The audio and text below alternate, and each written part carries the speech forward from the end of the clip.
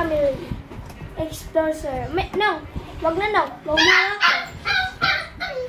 Hawakan mo. Wag mo ibato. Wag to buksan. Ano? Tiyan mo si Tita Be.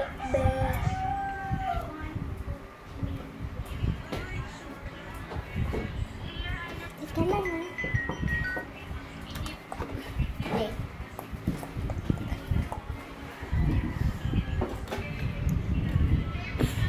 Hello, kaanakan. Naka-play kita? Well. Nakasalat mo dito. Talante. Hello, kaanakan. Naglamang dahil may isang tita yun. Ikuha na tita. Hello, tita Lalang. Hi, hello. Ayan. Hi ka, tita Lalang. Wala pa ka.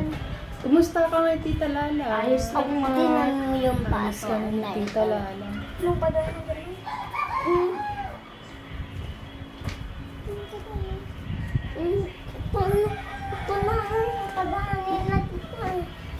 Alam or di bok na ni tita baby.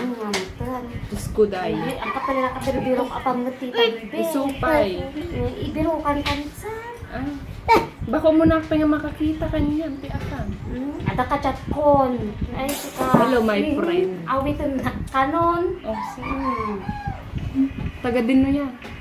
Ala, nagpintas ni tita baby. Kaanakan. Nagpintas. Oh my God. Na yun. Sumusunod. Ang ganda-ganda naman niya ka. Oh my God, kakaanakan. Nagpintas ni tita baby. Ayoko pero papuntahin dito yung apam ko. Baka ikaw nang magustuhan niya, tita baby. Diyos ko, dahil pag mayaman mawalan yan. na ako. My God. My God. Ala, nakulkod yung buko ko. Oh. Amuyo, di ko nadanga ka. Afam ang sagot sa kahirapan. Pero muyo ka kaanakan. Joke-joke lang dahi nga ko ha. Joke-joke lang dahi nga quote nga. Afam ang sagot sa kahirapan. Hindi totoo yun. Hindi totoo yun kaanakan ko. Mag-aral ka lang mabuti. Tapos agsipag ka ba? Magsipag ka ba sa buhay kaanakan? Para naman hindi mo na maipamana ang hirap ba? Hindi mo na maipamana ang hirap sa mga magiging anak mo, gano'n.